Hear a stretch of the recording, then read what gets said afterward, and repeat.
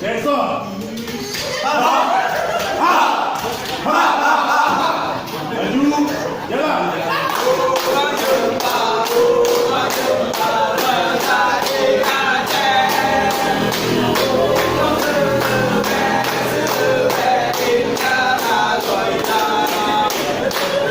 Mì Gõ để không bỏ lỡ